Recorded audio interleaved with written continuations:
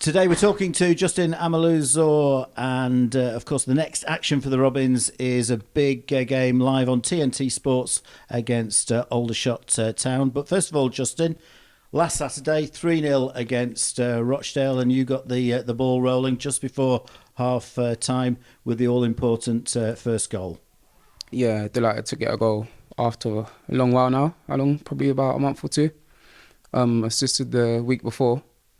So I really wanted to get a goal, and Gaffer's always told me to make the back post, and not all my goals are going to be screamers or dribbling past three people, so I'm delighted to score that game, yeah.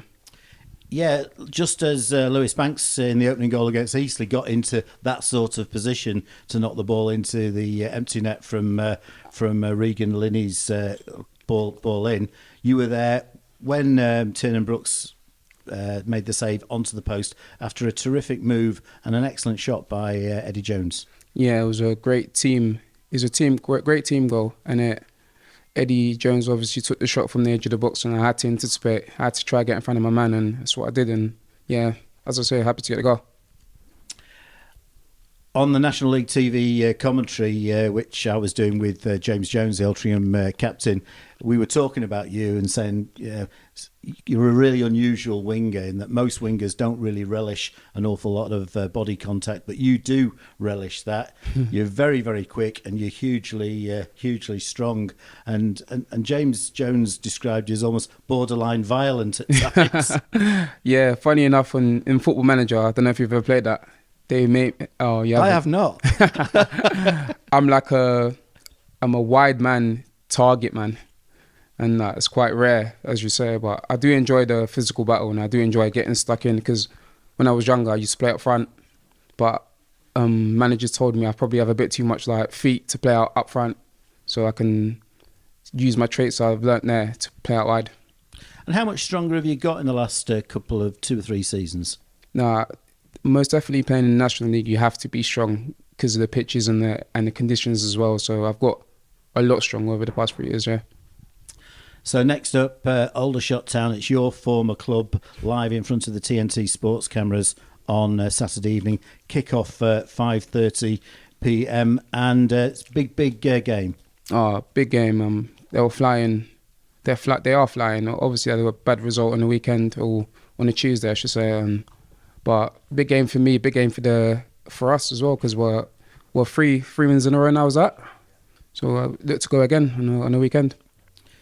They score lots and lots of goals, Aldershot Town, but they're also conceding as well. 56 scored, 62 conceded in the league. So they're essentially scoring at almost 2 a game and conceding at almost 2 a game. Yeah, and me, Regan, Nubian and Chris will be happy to hear that, because we love scoring goals, and if we can keep them quiet, which I'm pretty sure we've had 3 clean sheets in the past 3 games, so I'm pretty sure we could do that. I'm pretty sure we'll get goals in the other end. And you watched the game against Fylde on Tuesday night. It was a dramatic scoreline. Of course, Aldershot down to 10 men after the second goal. Cian Harris was shown the red card, and really after that the game was done and dusted.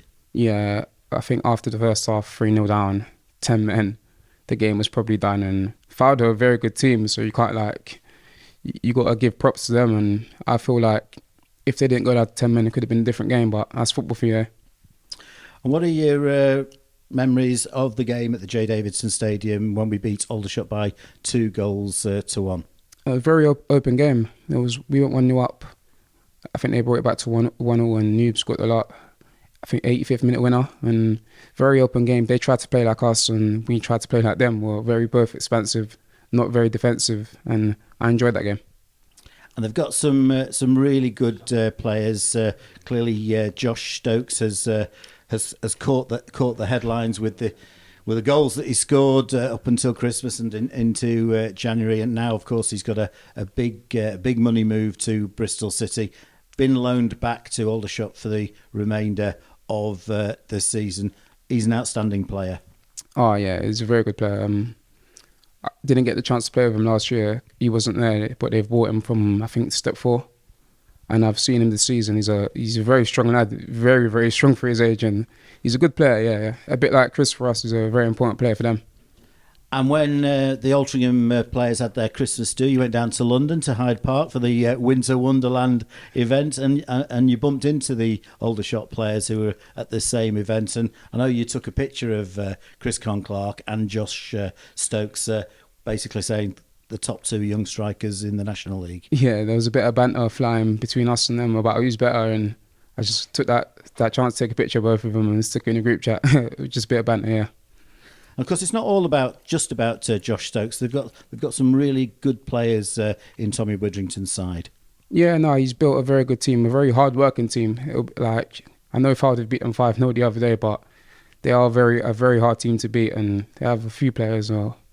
Your Jack Barham's, Tollage, I think, Ryan Gloves, who I played with last year. Yeah, a few players they have, yeah. Yeah, Ryan Glover, I think, was picked out by Lewis Banks as the most difficult opponent he'd come up to at that stage of the season when we interviewed Lewis in November. And Tollage has really caught the eye. Over 20 goals at this stage of the season. Fantastic return. Yeah, so a very good return for his age as well. I think he's quite young, and hopefully he keeps going. Not on Saturday, but hopefully he keeps doing his thing and kicks on. So it's a 5:30 p.m. kickoff. That makes it difficult for fans. We're sending hopefully a full bus down, and I believe that the players are going to help out in terms of providing refreshments. Yeah. We feel like whenever the supporters come, especially so far away games, like Bromley, say for example, when they were there, they pushed us over the line to get the draw in the end. So like the players have chipped in a few quid to get more supporters down on the bus and few refreshments as well. And the Bromley event 2 days before Christmas was fantastic. Everybody in fancy dress. To get over 100 Altrincham fans in Kent for a game at that time of the year, late on a Saturday night, was a fantastic return. Yeah, at that time of the year, everyone wants to be with their family, and when you turn around, you see the supporters there in numbers. It makes you you can't let them down, sort of that type of thing. And it means a lot to us, so that hopefully they travel to Aldershot as well. So you're going back to your former club. You had a very successful time there, 8 goals last season. Do you have a particular favourite of those 8? I think I've said it before, right, when I've had an interview with you right at the beginning of the season. We had a game in TNT against Halifax Town, and I've scored outside the box. I've hit it right into the top corner. It's probably my favourite goal for them. So it'd be nice if you could do that for Altrincham against Aldershot on Saturday night in front of the TNT cameras. 100%, yeah. So we're flying at the moment, and all of a sudden we're in reach of Barnet, 4 points behind Barnet with a game in hand. In third place, in second place, Bromley with 6 points behind them with 2 games in hand. So they are now within touching distance. Yeah, 100%. I think my gaffer likes to play it down, and he is right in that, because we're not there yet. But as you say, we're 2 points, we're a couple points behind Barnet and Bromley, and second place is up for grabs. That's one game. If you get second place, that's one game. Then we're at Wembley. So that's what we're going for at the moment. This moment in time, we're confident, and we've got a great team at the moment. So yeah. And we've got a pretty settled side at the minute.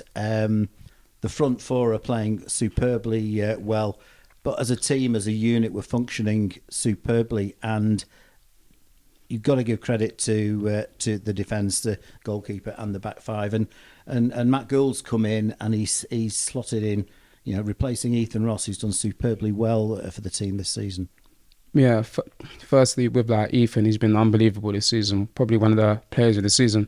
So replacing him would be very hard, and Matty stepped in like he's been playing the whole season. So I'm very proud of him. He's my mate as well.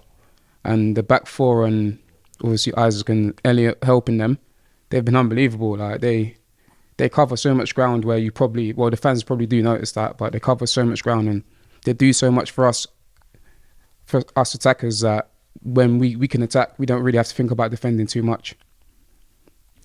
And Saturday evening, in front of the floodlights, it's going to be a great atmosphere, because the EBB Stadium is a great place to play football. Old, traditional stadium, pretty well covered all the way around. But the Aldershot fans make a lot of noise, and I'm sure the Alty fans will be in good voice Saturday night.